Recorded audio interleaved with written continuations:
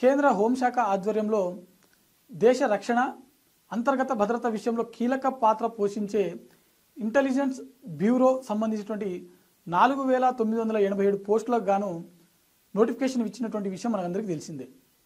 దీనికి సంబంధించినటువంటి దరఖాస్తు ప్రక్రియ గత ఆగస్టు 17వ తారీఖు తోటి పూర్తయిన విషయం మీ అందరికీ తెలుసు.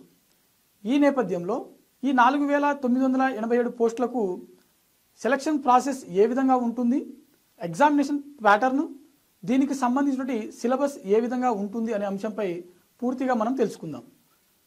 మొదట ఈ ఇంటెలిజెన్స్ బ్యూరో సంబంధించిన పోస్టులు ఏవైతే ఉన్నాయో దీనికి కనీస అర్హత 10వ తరగతి మాత్రమే. అంటే మనం ఇక్కడే అర్థం చేసుకోవచ్చు, ఈ 10వ తరగతి స్టాండర్డ్తో ఉన్నటువంటి ఈ పోస్టులు ఏవైతే ఉన్నాయో ఎగ్జామినేషన్ ప్యాటర్న్ కూడా అదే లెవెల్లో ఉంటుందని మనం గమనించాలి. అంటే సెలక్షన్ ప్రాసెస్లో జరిగేటువంటి ఎగ్జామ్ ఏదైతే ఉందో కేవలం 10వ తరగతి స్థాయి అభ్యర్థులు అర్థం చేసుకునేటట్టుగా మాత్రమే అడిగేటువంటి అవకాశం ఉంది. అయితే ఇందులో మనకు ఈ సెలక్షన్ ప్రాసెస్ ఏదైతే ఉందో మొత్తం 3 పద్ధతుల్లో మనకు జరుగుతుంది. మొదటి అంశం వచ్చేసరికి మనకు ఎగ్జామినేషన్ ప్రాసెస్, రెండో అంశం వచ్చేసరికి సర్టిఫికేట్ వెరిఫికేషన్, మూడో అంశం వచ్చేసరికి మెడికల్ స్టాండర్డ్ టెస్ట్. అయితే మొదటి ప్రాసెస్ ఏదైతే ఉందో ఈ ఎగ్జామినేషన్ ప్రాసెస్, దీంట్లో మొత్తం 3 టైర్లలో మనకు ఎగ్జామ్స్ నిర్వహించడం జరుగుతుంది.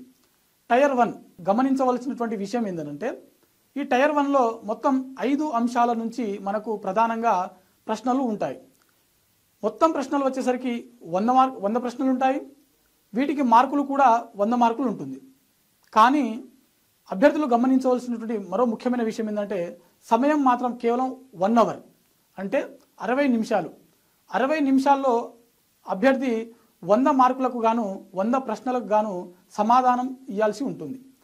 అంటే మన యొక్క ప్రిపరేషన్ విధానం ఏ లెవెల్లో ఉండాలో మీరు అర్థం చేసుకోవచ్చు. అంటే మనం ఇచ్చే ఆన్సర్ ఏదైతే ఉందో చాలా స్పీడ్గా ఖచ్చితంగా మనము ఇవ్వగలిగేటట్టుగా ఉండాలి. అప్పుడు మాత్రమే ప్రతి ప్రశ్నకు మనం ఇచ్చేటువంటి సమాధానం సరైనదైతేనే మనం అధిక మార్క్స్ పొందేటువంటి అవకాశం ఉంది.